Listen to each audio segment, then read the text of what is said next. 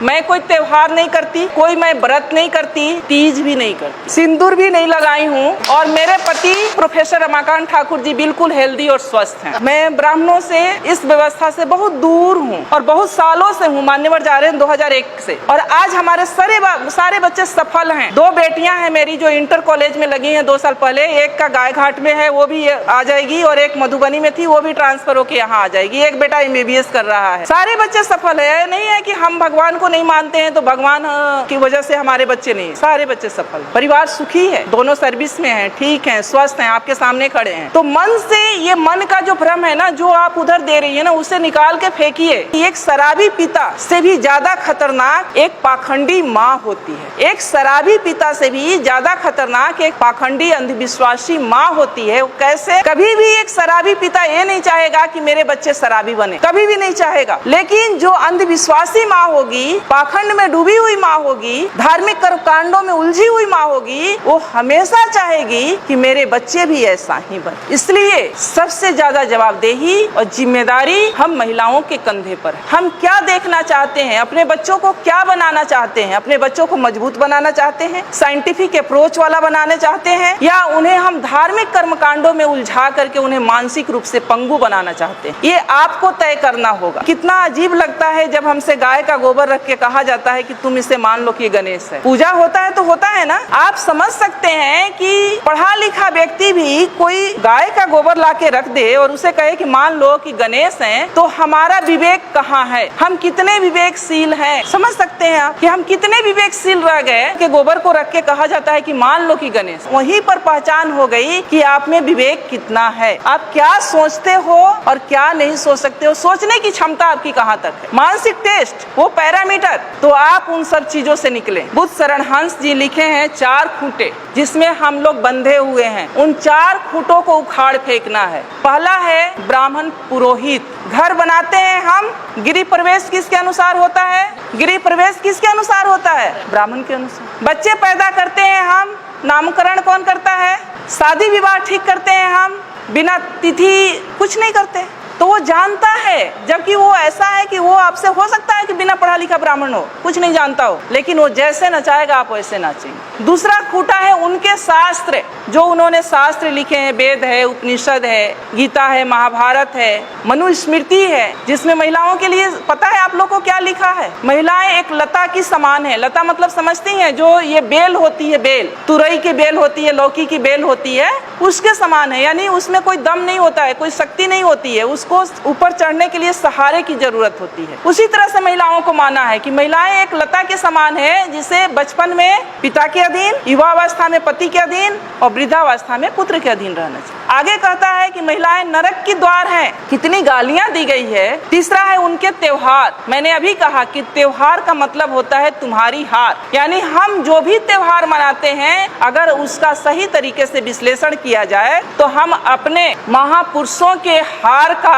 जश्न मनाते हैं। कितने नालायक लोग हैं हम लोग। उनके तीर्थ, जो ये तीर्थ स्थल हैं, अब जब खोज हो रहा है, हमारे लोगों ने भी जब खोज की शुरू किया है, तो 99% ये तीर्थ स्थल बुद्ध से जुड़ा हुआ है। ये जो तीर्थ स्थल है वो बुद्ध का है, जहाँ बौद्ध मठ हुआ करता था, और उसको इन्होंने तीर्थ स्थल में कहीं किसी धाम में, कहीं किसी धाम में कन्वर्ट करके धार्मिक स्थल के रूप में प्रचारित कर। तो जो संसाधन, जो पैसा आप लोग खर्च करती है तीर्थ पर, वो पैसा आप लोग खर्च करें अपने बच्चों के पढ़ाई पर। इन्हें उखाड़ फेंको। ये 4 चीजें हैं, और ये 4 चीज से जिस दिन आप उखाड़ देंगी, जिस दिन आप इससे दूर हो जाएंगी, उस दिन से शायद मुझे लगता है कि आपकी तरक्की शुरू हो जाएगी। एक मेरी जैसी ही पढ़ी लिखी लड़की थी, शादी उसकी एक ऐसे परिवार में हो गई जहाँ लोग बहुत धार्मिक विचारधारा के थे। जब वो लड़की शादी करा के अपने घर में जाती है, ससुराल जाती है, तो उसकी सासू माँ कहती है कि गाँव में ही एक मंदिर था, दूसरे तीसरे दिन कि बहू चलो मंदिर में हम पूजा करके आते हैं। अब वो लड़की सोचती है कि हम तो मंदिर को मानते, हम तो भगवान को मानते नहीं है। अब लेकिन सासू माँ से उसके सामने दिक्कत ये है कि 2 दिन की गई हुई बहू सासू माँ को कैसे मना कर दे कि हम मंदिर में नहीं जाएंगे, भगवान को नहीं मानते हैं, ये तो गलत हो जाएगा। वो जाती है सासू माँ के साथ, हाथ में बाल्टी ले लेती है, कुआं होता है आप लोग जानती है मंदिर के पास, जहाँ से पानी लेके, या नल होता है, पानी लेके मंदिर में धुलाई किया जाता है या जल चढ़ाया जाता है। वो जब वहाँ पहुँचती है बाल्टी लेके, तो देखती है कि गाय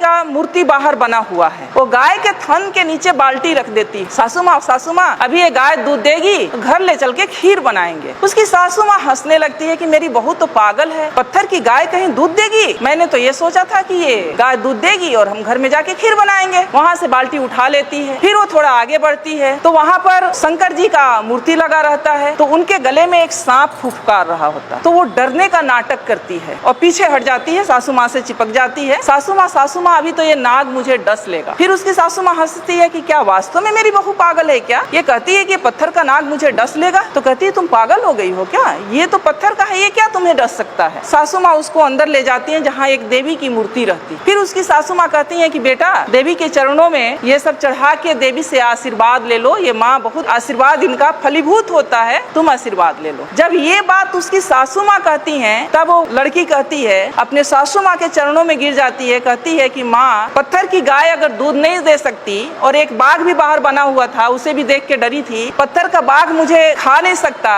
पत्थर का नाग मुझे डस नहीं सकता, तो ये पत्थर की देवी मुझे आशीर्वाद भी नहीं दे सकती। मेरी देवी आप हो और मैं तो आपकी सेवा करूंगी और मुझे तो आपका आशीर्वाद चाहिए। कि जो समाज ये कहता है कि हम सब हिंदू हैं और हिंदू आज खतरे में हैं, इसलिए हम सबको इकट्ठे होकर रहना चाहिए, जुड़ कर रहना चाहिए, वही समाज क्योंकि वो शीर्ष पर बैठा हुआ है, सारी व्यवस्थाओं की बागडोर उसके हाथ में है, फूले जैसे पिक्चर को जनसाधारण के बीच में दिखाने से गुरेज कर रहा है। मेरा एक सवाल है, क्या महात्मा ज्योतिबा फूले और सावित्री बाई फूले जिनके जीवनी पर ये पिक्चर बना है, क्या वो हिंदू नहीं थे? क्या वो हिंदू व्यवस्था को नहीं मानते थे? और अगर वो हिंदू व्यवस्था को मानते थे, हिंदू थे, तो फिर इस पिक्चर को जनसाधारण के बीच दिखाने से गुरेज क्यों? ये एक बहुत बड़ा सवाल है जो सिर्फ मेरे नहीं, जो लोग आज एक झंडे के नीचे एकत्र होने के लिए हिंदुत्व के नाम पर मरे जा रहे हैं, उनको सोचने वाली बात। सावित्री बाई फूले और ज्योतिबा फूले एक ऐसा नाम है जिन्होंने आपको आज इस स्थिति में बैठने का हक दिया। अगर मैं आज एक प्रोफेसर हूँ तो इसका भी श्रेय ज्योतिबा फूले और माता सावित्री बाई फूले को जाता है, क्योंकि अगर वो ये प्रयास नहीं किए होते तो हम महिलाएं ना कोई डॉक्टर बनता, ना इंजीनियर बनता, ना प्रोफेसर बनता। सिर्फ महिलाएं ही नहीं, कोई भी SC ST OBC का व्यक्ति और सभी वर्ग की महिलाएं, मैं कहती हूँ कि महिलाओं का मतलब सिर्फ SC ST OBC की नहीं बल्कि सामान्य वर्ग की भी महिलाएं, सभी वर्ग की महिलाएं आज जो कुछ भी हैं हम लोग, वो हम माता सावित्री बाई फूले और ज्योतिबा फूले की देन है। रही उनके संघर्ष की बात, तो मैं बता दूं कि माता सावित्री बाई फूले जब मात्र 7 वर्ष की थी तब उनके हाथ एक इंग्लिश की किताब लगी, अंग्रेजी की बुक लगी और उसके पन्ने पलट रही थी। इतने में उन पर नजर उनके पिता की पड़ती है और वो उनके हाथ से किताब छीनकर खिड़की के बाहर फेंक देते हैं, क्योंकि उस समय महिलाओं के लिए पढ़ना लिखना पाप समझा जाता था। SC ST OBC के पुरुषों के लिए और सारी महिलाओं के लिए पढ़ने लिखने का कोई अधिकार नहीं था। और उनकी 9 वर्ष की अल्पायु में आप समझ सकते हैं कि 9 वर्ष की कितनी कम उम्र होती है, क्योंकि उस समय बाल विवाह प्रचलित था। 9 वर्ष की उम्र में उनकी शादी हो जाती है। संजोग कहिए, उनका सौभाग्य कहिए कि उनकी शादी ज्योतिबा फूले से होती, और जब शादी होती है तो ये इस इच्छा को वो ज्योतिबा फूले के सामने रखती। और जब ज्योतिबा फूले खेतों में काम कर रहे होते हैं तो जब खाना लेके माता सावित्री बाई फूले जाती हैं खेतों में, तो अपने साथ वो किताब भी रख कर ले जाती। किताब रख कर ले जाती हैं तो ज्योतिबा फूले वहाँ उनको कुछ टास्क दिए होते हैं, वो कहते हैं उन्हें पढ़ाने लगते हैं। जब घर से बाहर वो खेतों में उनको पढ़ाते हैं, कुछ दिन के बाद इसकी चर्चा उनके पिता तक पहुंचती है कि ज्योतिबा फूले अपनी बहू को यानी अपनी पत्नी को पढ़ना लिखना सिखा रहा। क्योंकि उस समय महिलाओं के लिए पढ़ना लिखना किसी पाप से कम नहीं था, पढ़ने लिखने का कोई अधिकार नहीं था महिलाओं को। तो उनके पिताजी इस पे नाराजगी व्यक्त करते हैं कि अच्छी बात नहीं है, आप सावित्री को पढ़ाओ लिखाओ नहीं बेटा, घर का काम काज करने दो बहू को, ये अच्छी बात नहीं है, क्योंकि जब तुम ऐसा करोगे तो अपने जाति बिरादरी के लोग या समाज के लोग इसका विरोध करेंगे। लेकिन ज्योतिबा फूले नहीं मानते। वो शुरू से इस व्यवस्था को चूंकि बहुत करीब से वो देखे थे। वो भी घटना आप लोग को पता होगा कि जब वो अपने एक दोस्त के सवर्ण दोस्त के शादी में जाते हैं पगड़ी बांध करके, और वहाँ पर जब वो व्यक्ति एक उस वर्ग का व्यक्ति, उस जाति का व्यक्ति ये कहता है कि ये OBC का व्यक्ति हमारी जाति की शादी में क्या कर रहा है, उन्हें अपमानित किया जाता है, तब उनको समझ में आता है कि शिक्षा कितनी जरूरी है और शिक्षा के बाद भी बहुत कुछ नहीं बदलने वाला। फिर वो प्रण करते हैं कि नहीं, चाहे जो हो जाए लेकिन मैं सावित्री को पढ़ाऊंगा जरूर। बातें यही नहीं रुकती है। एक दिन उनके पिता उनके सामने एक शर्त रखते हैं कि या तो बहू को यानी सावित्री को पढ़ाना लिखाना छोड़ दो या तो मेरा घर छोड़ दो। उस समय सावित्री बाई भी हक्के बक्के रह जाती हैं कि पिता समान ससुर दो तरह की शर्त रख दिए, या तो मैं पढ़ना लिखना छोड़ दूं या पति के साथ मैं घर को छोड़ दूं। ज्योतिबा फूले कहते हैं कि डरने की बात नहीं है, हम पढ़ना लिखना नहीं छोड़ेंगे, तुम्हें पढ़ना लिखना है और हम पिता का घर छोड़ेंगे। उस समय बिना झिझक बिना कुछ लिए वो अपने माता पिता का घर ज्योतिबा माता सावित्री बाई फूले के साथ छोड़कर घर से निकल जाते। आज जो हिंदू मुस्लिम हो रहा है उस पर मैं थोड़ा बात करना चाहूंगी। उस्मान शेख एक नाम है जो ज्योतिबा फूले के बहुत अच्छे दोस्त हुआ करते थे। पूना के पेठ बाजार में रहते थे। जब वो घर से निकाल दिए जाते हैं तो उसी पूना के पेठ बाजार में जाते हैं और एक रूम लेते हैं, कमरा लेते हैं, रहने लगते हैं। उस्मान शेख से मिलते हैं। उस्मान शेख भी प्रगतिशील विचारधारा के थे। उस समय पर उस्मान शेख उनका मदद करते हैं ज्योतिबा फूले का। आप सोच सकती हैं कि उनके पिताजी ने उन्हें घर से निकाल दिया बहू के साथ। ये भी नहीं सोचा कि बेटा जाएगा तो रहेगा कहाँ, इसके पास कोई रोजगार है न कोई नौकरी है, लेकिन उस दोस्त ने उन्हें पनाह दी। उनके रोजमर्रे की जितने सामान थे वो खरीद के उन्होंने दिया। अपने घर का एक कोना उन्हें स्कूल खोलने के लिए दी और वहाँ पर वो स्कूल खोलते। सावित्री बाई फूले का पढ़ाई लिखाई जारी रहता है। उस्मान शेख जी की एक बहन होती हैं फातिमा शेख, वो और सावित्री बाई फूले। फिर उनकी चिंता बढ़ती है, इसीलिए वो सावित्री बाई फूले को पढ़ा रहे थे कि ताकि लड़कियों को पढ़ाने में सुविधा हो जाए। वो अपने समाज में SC ST OBC और महिलाओं के लिए शिक्षा का अलख जगाना चाहते थे। दोनों ने मिलकर स्कूल खोला।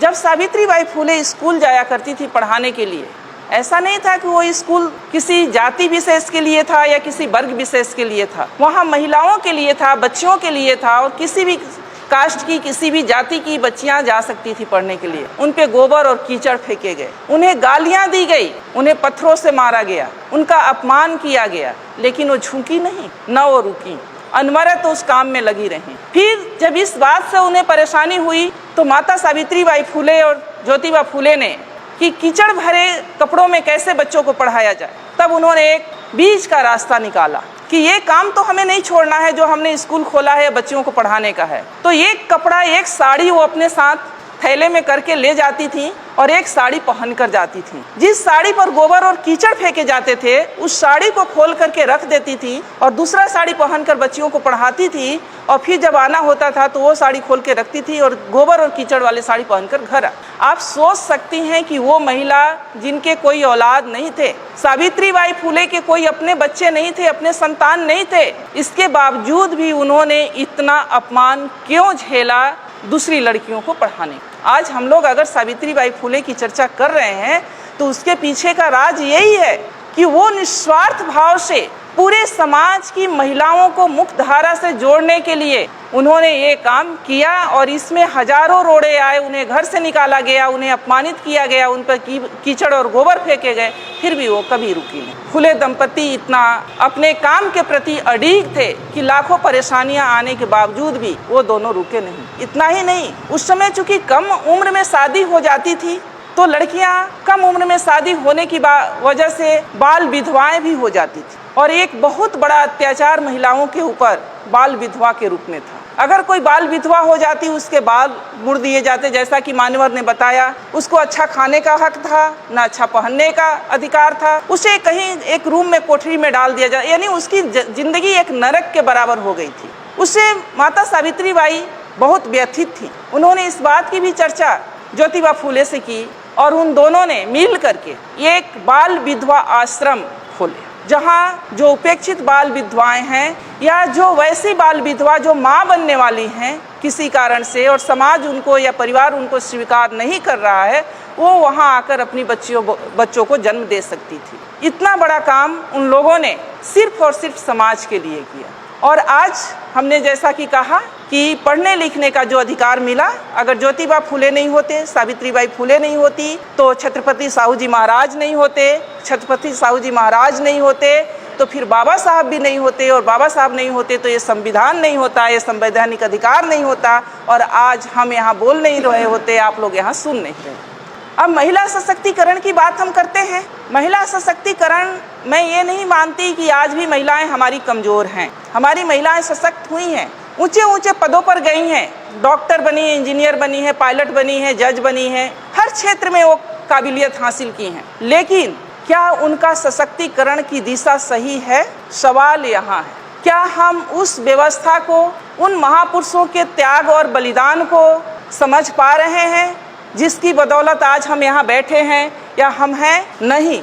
हमें निराशा और हताशा होती है कि जिस व्यवस्था ने हम महिलाओं को ह्यूमन बीइंग नहीं समझा, मानव नहीं समझा, जिसने हमें नरक का द्वार कहा, जिसने हमें पतित कहा, जिसने हमें ये कहा कि महिलाओं के घुटने में दिमाग होते हैं, जिसने हमें न जाने कितनी गालियों से अपमानित किया, आज भी हम पढ़ी लिखी महिलाएं भी उसी व्यवस्था को पुष्ट करने में लगे हुए हैं। अपना साधन संसाधन सब वहाँ खर्च करने में लगे हैं। और जिन महापुरुषों ने हमें ये हक दिया मान सम्मान के साथ जीने के लिए, न तो उन्हें हम जानते हैं, न जानने की कोशिश करते हैं, न हम उन्हें पढ़ते हैं, और अगर जानते भी हैं तो उसे मानते नहीं। दिक्कत सबसे बड़ी यहाँ, आज जिस व्यवस्था के तहत हम लोग जी रहे हैं, मान्यवर ने कहा कि दो सिद्धांतों, दो विचारधाराओं की लड़ाई है जो 300 वर्षों से चली आ रही है। बहुत सारे, कबीर जी बिल्कुल पढ़े लिखे नहीं थे, लेकिन उनके इतनी सटीक विश्लेषण है। पाहन पूजे से हरि मिले तो मैं पूजू पहाड़, ताते ये चक्की भली पीस खाए संसार। बिना पढ़ा लिखा व्यक्ति इतनी बड़ी बात कह गया, और हम लोग MA PhD डिलीट किए हुए व्यक्ति उसी पत्थर के चक्कर में अपने सारे पढ़ाई लिखाई को मिट्टी में मिला रहे। आज जो व्यवस्था चल रही है, और ये महिलाओं के बाद जो मान्यवर ने कहा, चाहे जो सब्जेक्ट में रखा गया कि महिलाओं को जागृत करना बहुत ज़रूरी है। अगर हम महिलाओं के महत्व की बात करें तो महामानव बुद्ध ने भी ये कहा है कि जो 8 रत्न होते हैं उनमें से महिलाएं सबसे महत्वपूर्ण है, सबसे श्रेष्ठ रत्न है। क्योंकि जो चक्रवर्ती सम्राट भी पैदा होता है तो एक माँ के गर्भ से ही पैदा होता है, और उसका पालन पोषण भी माँ ही करती। इसलिए महिलाएं, जिस समाज की, जिस परिवार की महिलाएं जितनी सशक्त होंगी, जितनी बुद्धिमान होंगी, वो समाज और परिवार उतना ही सशक्त और बुद्धिमान होगा, प्रगतिशील होगा। आज क्या हो रहा है? मान्यवर ने बहुत सही बात कहा कि श्रीमान श्री तो चलाते हैं ऐसे कार्यक्रमों में, और हमारी मतियां रह जाती हैं घरों में। मैं नहीं कहती कि ये सारे दोष महिलाओं का है, ये सारा दोष महिलाओं का सिर्फ नहीं है, महिलाओं से भी ज़्यादा दोष पुरुषों का है, हमारे समाज के पुरुषों का है, जिनको ये भय है कि अगर हम अपनी महिलाओं को भी, हमारी महिलाएं भी अगर जागृत हो गई तो शायद हमारा पुरुषत्व पर ठेस पहुंचेगा। क्योंकि ये हमारा भारतीय समाज मातृ समाज था, मातृ परिवार का समाज था। सिंधु घाटी की सभ्यता को उठाकर पढ़ लीजिए, मोहनजोदड़ो की सभ्यता को उठा करके पढ़िए, मातृ सत्तात्मक परिवार हुआ करता था। माँ के नाम से परिवार का नाम होता था, वंश का नाम चलता था। लेकिन उस सभ्यता को, हमारे मूल सभ्यता को, हमारे मूल संस्कृति को मिटा करके ये जो संस्कृति और सभ्यता हम पर थोपी गई है, जिसके हम सब शिकार हैं, और आज हम उसी में आनंदित हो रहे हैं, ये गलत है। पढ़े लिखे होने के नाते हम लोगों को ये जानना बहुत ज़रूरी है कि हमारा दोस्त कौन है, हमारा दुश्मन कौन है, कौन सी मूल संस्कृति हमारी संस्कृति है और कौन सी मूल संस्कृति हमारी संस्कृति नहीं है। ब्राह्मणवादी व्यवस्था जो है, जिस व्यवस्था में आज हम लोग जी रहे हैं, वो व्यवस्था हमें गुलाम बनाने की व्यवस्था है, वो हमारी व्यवस्था नहीं है। अगर वो हमारी व्यवस्था रहती तो उस व्यवस्था में इतना ऊंच नीच नहीं रहता कि एक को पवित्र और दूसरे को अपवित्र समझा जाता। उसमें 6743 जातियां नहीं बनाई जाती, उसमें महिलाओं का इतना अपमान नहीं किया जाता जिसमें ये कहा जाता कि महिलाओं का अपना स्वतंत्र कोई अस्तित्व ही नहीं है। बचपन में वो पिता के अधीन, युवावस्था में पति के अधीन और वृद्धावस्था में पुत्र के अधीन रहने की अधिकारी है, यानी महिलाओं का अपना कोई अस्तित्व नहीं है। और हम महिलाएं उसी व्यवस्था में अपना सारा संसाधन, अपनी सारी एनर्जी खत्म किए जा रहे हैं। तो हमें समझना होगा, जिस व्यवस्था के तहत हम लोग जी रहे हैं वो व्यवस्था हमारे लिए नहीं। हमारी व्यवस्था क्या है? जो हमारे महापुरुषों ने दिया है, जो ज्योतिबा फूले ने दिया है, जो सावित्रीबाई फूले ने दिया है, जो रामास्वामी पेरियार ने दिया है, जो बाबा साहब ने संवैधानिक आपको अधिकार दिया है, वो हमारी व्यवस्था है, जिसमें समानता असमानता जैसी कोई बात नहीं है। जिसमें समानता की बात कही जाती है, असमानता जैसी कोई बात नहीं है। बंधुत्व का बात है, भाईचारा की बात है। संवैधानिक अधिकार जो है, संवैधानिक जो विचारधारा है, उसके अकॉर्डिंग हमको व्यवहार करना होगा। हमें हर उस व्यवस्था को नकारना होगा जो असमानता पर आधारित है, जो बंधुत्व और न्याय की बात नहीं करता है। महिलाओं की बात है तो महिलाओं की जैसा कि बात आई, अभी बहुत सारी बातें आई। महिलाएं क्या है, महिलाओं को क्यों इतना गुलाम बनाया गया, महिलाएं क्यों इतना सॉफ्ट टारगेट हो जाती हैं, महिलाओं को क्यों अपने कलच में लोग ले लेता है, इसके पीछे का भी रीजन है। अब पढ़ी लिखी महिलाएं हैं तो बाहर निकलने लगी, लेकिन जब पढ़ी लिखी महिलाएं नहीं थी तो पुरुष अपने साथ उनको कहीं भी लेके जाते नहीं थे। वो घर में रहती हैं, वो संवेदनशील भी होती हैं। अगर कोई उनसे ये कह दे कि तुम्हारे परिवार पर, तुम्हारे पति पर या तुम्हारे बेटे पर इस तरह का ग्रह गोचर है और ये करोगी तो ठीक हो जाएगा, तो वो अपना सब कुछ न्यौछावर करने के लिए तैयार हो जाती है। और इसी उसके मनोविज्ञान का फायदा हमारे दुश्मनों ने उठाया। मैं आपसे एक सवाल करती हूँ कि जो माँ, यहाँ बिहार में कल्चर है कि चाहे वो महिला बिल्कुल बेड पर हो, बेड रेस्ट में हो, डॉक्टर ने उसे मना कर दिया हो हर चीज़ से, फिर भी अगर वो जिंदा है तो वो ज्योतिया व्रत नहीं छोड़ती हैं। ऐसा है ना, ज्योतिया करेंगी ही करेंगी, क्योंकि कहा जाता है कि ये ज्योतिया जो है वो बच्चे के लिए है। तो जो माँ या जो महिला इतना 24 घंटे का बिना पानी के, बिना अपने बच्चे के सलामती के लिए व्रत कर सकती है, क्या उस महिला को झकझोर दिया जाए और बता दिया जाए कि असली तुम्हारी संस्कृति क्या है, तो क्या वो अपने बच्चे के उन्नति के लिए वो स्वीकार नहीं करेगी? जरूर करेगी।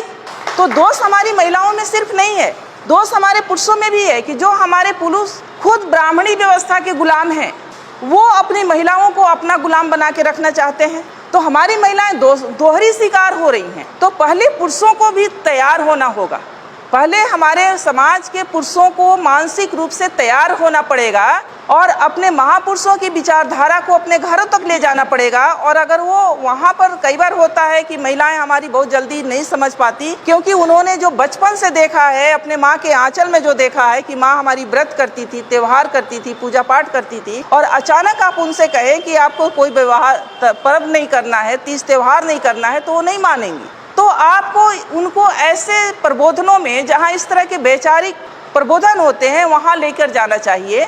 वहाँ भी नहीं लेकर जा सकते हैं तो आप पतली पतली किताबें आती हैं, उस तरह की किताबों को उनको देना चाहिए ताकि वो पढ़ें।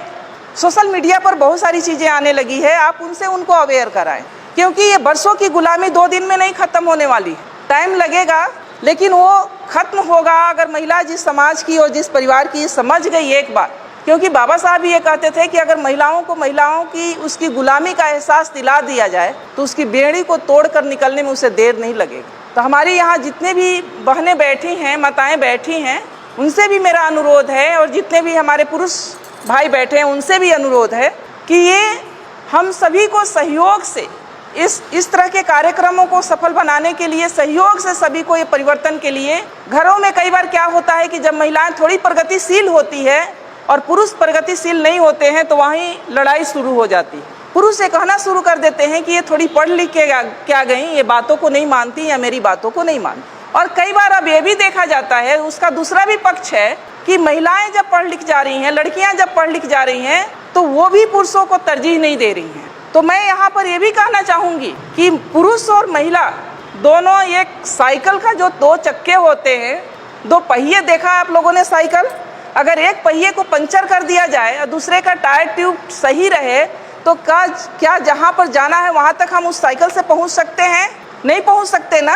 तो इसीलिए पति पत्नी का सामंजस्य होना, वैचारिक सामंजस्य होना बहुत जरूरी है। एक दूसरे को सपोर्ट करना बहुत जरूरी है। और अगर पति प्रगतिशील हैं, इस तरह के प्रबोधनों से अगर वो सशक्त हो गए हैं और पत्नी नहीं किसी तरह से मान रही हैं, तो आप उन्हें ब्लेम मत करें कि वो नहीं मानती हैं। आप एक तो उनको ऐसे कार्यक्रमों में ले जाएं, दूसरे में पतली पतली किताबें दें, उनसे धीरे धीरे बातें करें, उन्हें बताएं, तभी वो सशक्त हो सकती हैं या सुन सकती हैं, आपको बातों को समझ सकती हैं। अभी जो समाज में चल रहा है, देश में चल रहा है कि हिंदू असुरक्षित हैं और हिंदुओं एक हो जाओ, मुस्लिम सिर्फ बहाना है, टारगेट पर SC ST OBC हैं, मूल निवासी हैं। जो आपको ये दिखाया जा रहा है हिंदू मुस्लिम का सीन, वो वास्तव में हिंदू मुस्लिम का सीन नहीं है। हिंदू मुस्लिम के आड़ में SC ST OBC को कैसे घुटने पर लाया जाए, जो थोड़ा सा ऊपर उठ गया है, कैसे उसे बर्बाद किया जाए, ये पूरे षड्यंत्र देश में चल रहा है। अब है कि स्त्रियों का शोषण सबसे ज़्यादा कहाँ हो रहा है, तो स्त्रियों का शोषण सबसे ज़्यादा धर्मों ने किया है। जो धर्म जिसको हम लोग धर्म कहते हैं, वास्तव में वो धर्म नहीं धंधा है। जो धर्म कहते हैं कि हम धार्मिक काम कर रहे हैं, वो धर्म नहीं धंधा है। और पढ़े लिखे भी यहाँ अंधा है, क्योंकि धर्म का अर्थ होता है धारण करना। मैं समाजशास्त्र की छात्रा रही हूँ, उसमें पढ़ाया जाता है कि धर्म का अर्थ होता है धारण करना। धर्म का अर्थ कहीं भी पूजा पाठ से नहीं है। धर्म का मतलब होता है हमारे नैतिक चरित्र से, कि हम कितने नैतिक हैं।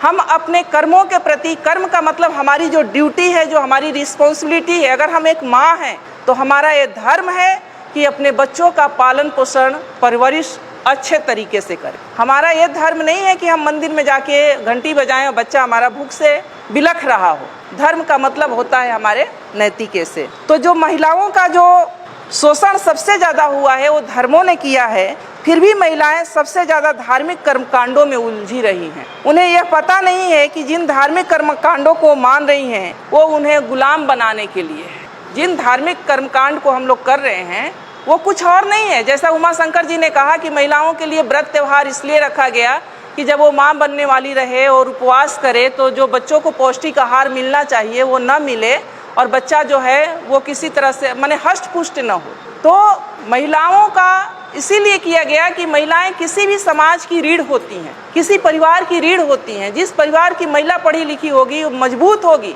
फिजिकली या मेंटली मजबूत होगी जिस परिवार के, उस परिवार के बच्चे भी मेंटली और फिजिकली मजबूत होंगे। जो महिलाएं देखती होंगी आप कि जो माँ बीमार सी है उसके बच्चे भी बहुत हष्ट पुष्ट नहीं होते।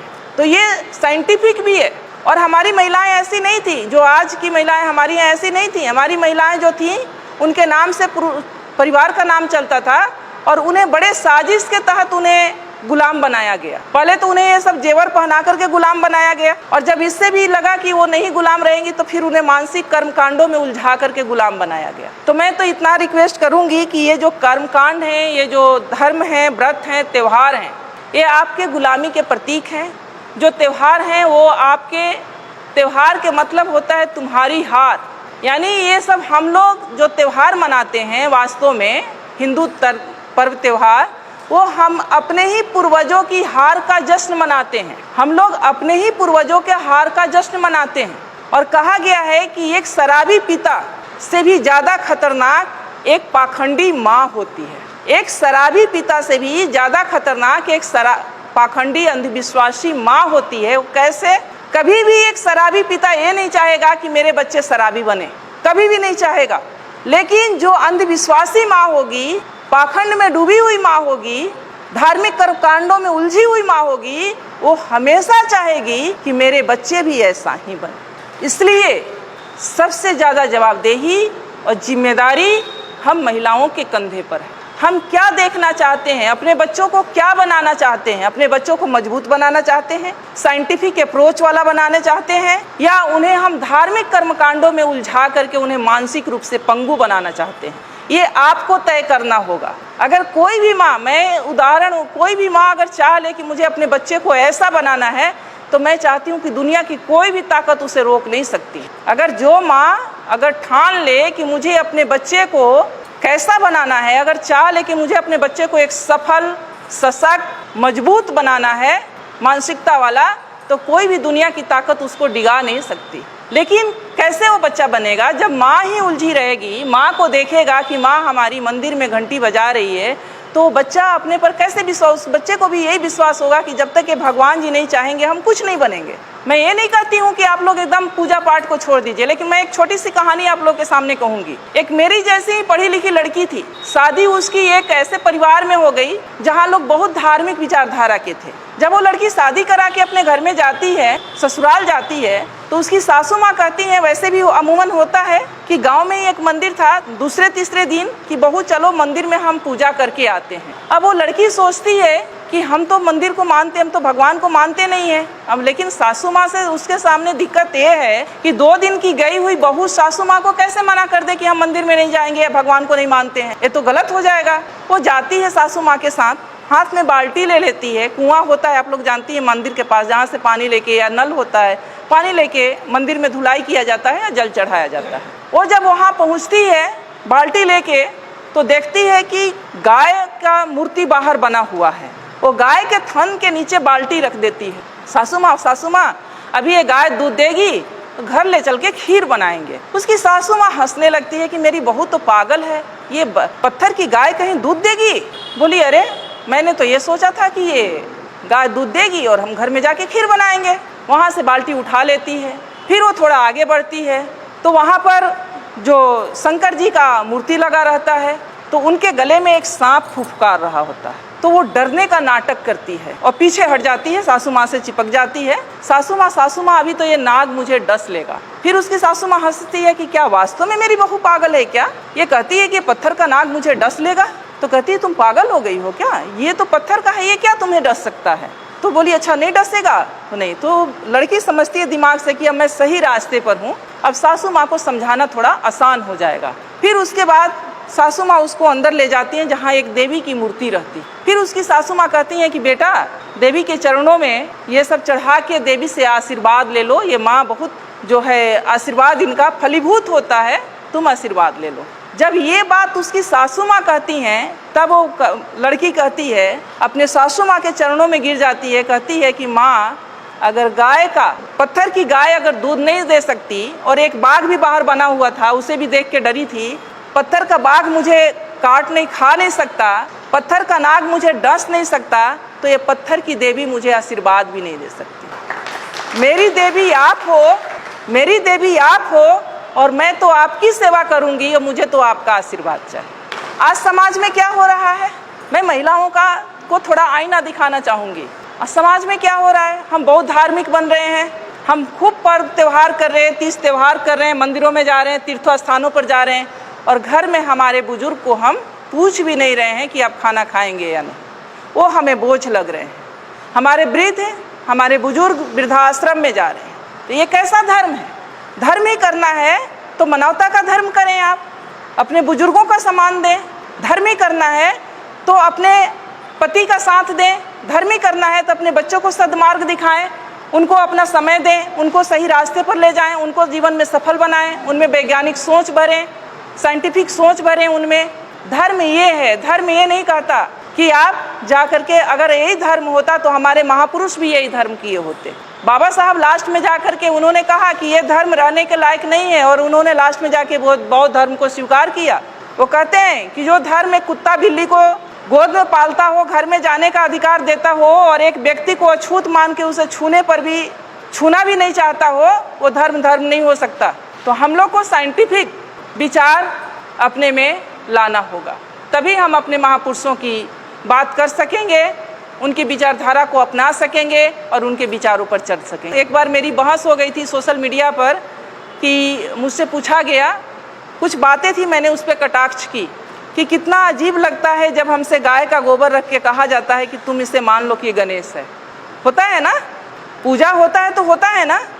आप समझ सकते हैं कि पढ़ा लिखा व्यक्ति भी कोई गाय का गोबर ला के रख दे और उसे कहे कि मान लो कि गणेश हैं, तो हमारा विवेक कहाँ है? हम कितने विवेकशील हैं?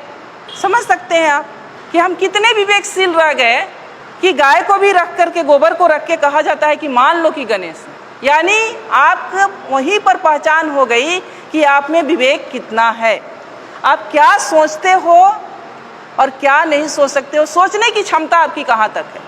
मानसिक टेस्ट, वो पैरामीटर, तो आप उन सब चीज़ों से निकलें। मेरा बस एक ही रिक्वेस्ट है कि उन 3-4 चीज़ करें। 4 खूंटे की बात कही गई है, आइए से शायद मेरे पास है वो किताब, 4 खूंटे, बुद्ध शरण हंस IAS हैं। ये पतली सी किताब है, IAS हैं, ये कोई साधारण व्यक्ति नहीं है, समझ सकते हैं आप लोग। बुद्ध शरण हंस जी लिखे हैं 4 खूंटे, जिसमें हम लोग बंधे हुए हैं। उन 4 खूंटों को उखाड़ फेंकना है। अगर वास्तव में अपने महापुरुषों के प्रति थोड़ी सी भी हम लोगों की अंदर श्रद्धा है तो करना पड़ेगा, तभी हम, क्योंकि जब तक हमारे इस मन मस्तिष्क में कुछ लिखा हुआ है, जब ब्लैक बोर्ड देख रहे हैं, जब तक ब्लैक बोर्ड पर लिखा हुआ है, दूसरी चीज़ तब तक नहीं लिखी जा सकती जब तक कि उसको साफ न किया जाए। बिना साफ किए दूसरी चीज़ नहीं लिखी जा सकती। तो ये जो 4 खूंटे हैं उससे आपको उखाड़ना होगा। पहला है ब्राह्मण पुरोहित। घर बनाते हैं हम, गृह प्रवेश किसके अनुसार होता है? गृह प्रवेश किसके अनुसार होता है? ब्राह्मण के अनुसार। बच्चे पैदा करते हैं हम, नामकरण कौन करता है? शादी विवाह ठीक करते हैं हम, बिना तिथि कुछ नहीं करते।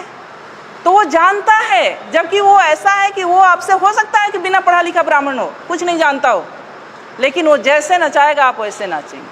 तो सबसे पहले तो इसको छोड़िए, पहला खूंटा। दूसरा खूंटा है उनके शास्त्र, जो उन्होंने शास्त्र लिखे हैं, वेद है, उपनिषद है, गीता है, महाभारत है, मनुस्मृति है। मैं तो कहती हूँ कि उनके वेदों को भी आपको पढ़ना चाहिए। शायद आप उनके वेदों को पढ़ लें, मनुस्मृति को पढ़ लें, तो शायद कल्याण हो जाए। जिसमें महिलाओं के लिए पता है आप लोग को क्या लिखा है? महिलाएं एक लता की समान है। लता मतलब समझती हैं, जो ये बेल होती है, बेल, तुरई की बेल होती है, लौकी की बेल होती है, उसके समान है। यानी उसमें कोई दम नहीं होता है, कोई शक्ति नहीं होती है, उसको ऊपर चढ़ने के लिए सहारे की जरूरत होती है। उसी तरह से महिलाओं को माना है कि महिलाएं एक लता के समान है, जिसे बचपन में पिता के अधीन, युवावस्था में पति के अधीन और वृद्धावस्था में पुत्र के अधीन रहना चाहिए। आगे कहता है कि महिलाएं नरक की द्वार हैं। कितनी गालियां दी गई है। तीसरा है उनके त्योहार। मैंने अभी कहा कि त्योहार का मतलब होता है तुम्हारी हार।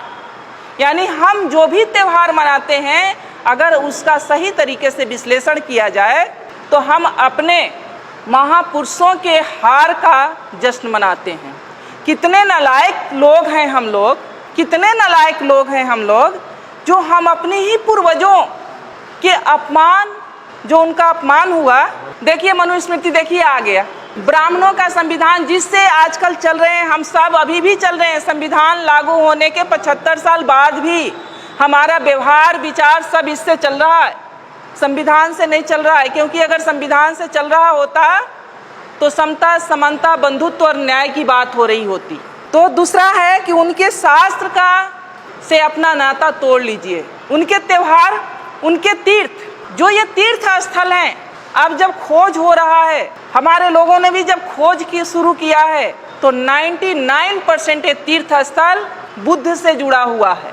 ये जो तीर्थ स्थल है वो बुद्ध का है, जहाँ बौद्ध मठ हुआ करता था, और उसको इन्होंने तीर्थ स्थल में कहीं किसी धाम में, कहीं किसी धाम में कन्वर्ट करके धार्मिक स्थल के रूप में प्रचारित कर दिया। तो जो संसाधन, जो पैसा आप लोग खर्च करती हैं तीर्थ पर, वो पैसा आप लोग खर्च करें अपने बच्चों के पढ़ाई पर। मेरा कहना है कि बच्चों के पढ़ाई पर इन्हें उखाड़ फेंको। ये 4 चीज़ें हैं, और ये 4 चीज़ से जिस दिन आप उखाड़ देंगी, जिस दिन आप इससे दूर हो जाएंगी, उस दिन से शायद मुझे लगता है कि आपकी तरक्की शुरू हो जाएगी। और इसके लिए बहुत ज़रूरी है कि हम मानसिक रूप से बहुत मजबूत बने, तर्कशील बने। ये करना इतना आसान नहीं है। मैं आज आपके सामने खड़ी हूँ तो मुझ में कुछ परिवर्तन आप लोग को दिख रहा होगा, शायद नहीं भी दिख रहा होगा। तो कुछ चीज़ें मैं नहीं मानती, मैं कोई त्यौहार नहीं करती, कोई मैं व्रत नहीं करती, इवन यहाँ तक कि जिउतिया भी नहीं करती, तीज भी नहीं करती, सिंदूर भी नहीं लगाई हूँ। और मेरे पति प्रोफेसर रमाकांत ठाकुर जी बिल्कुल हेल्दी और स्वस्थ हैं। मैं ब्राह्मणों से, इस व्यवस्था से बहुत दूर हूँ और बहुत सालों से हूँ। मान्यवर जा रहे हैं 2001 से, और आज हमारे सारे बच्चे सफल हैं, सारे बच्चे सफल हैं। इसी मुजफ्फरपुर में 2 बेटियां हैं मेरी जो इंटर कॉलेज में लगी हैं 2 साल पहले। एक का गायघाट में है, वो भी आ जाएगी, और एक मधुबनी में थी, वो भी ट्रांसफर होकर यहाँ आ जाएगी। एक बेटा MBBS कर रहा है। सारे बच्चे सफल है। नहीं है कि हम भगवान को नहीं मानते हैं तो भगवान की वजह से हमारे बच्चे नहीं, सारे बच्चे सफल हैं। परिवार सुखी है, दोनों सर्विस में हैं, ठीक हैं, स्वस्थ हैं, आपके सामने खड़े हैं। तो मन से, ये मन का जो भ्रम है ना, जो आप उधर दे रही है ना, उसे निकाल के फेंकिए और आप समझिए कि ये घर मेरा मंदिर है, परिवार ही मेरे देवता हैं। मेरे बुजुर्ग जो हैं, मैं ये मानती हूँ कि जो हमारे बुजुर्ग हैं, माता पिता, सास ससुर, जब तक मेरे ससुर जी जिंदा रहे, हस्बैंड आते थे या नहीं आते थे, मेरा निजी मामला है, लेकिन कभी कभी कहना पड़ता है। मैं गांव में आकर के, साल में 4 बार 5 बार मैं गांव में आकर के मैं अपने फादर इन लॉ के लिए रहती थी। क्योंकि मेरे फादर इन लॉ एक बार गए थे मुरादाबाद, मेरे बड़े जेठ नहीं हैं, तो जेठानी जो हैं तो घर नहीं छोड़ के जा सकते थे, तो उनकी वजह से मैं आके साल में 4 बार 5 बार 5-5 6-6 दिन रहती थी उनकी सेवा के लिए। वो मेरे लिए देवता थे।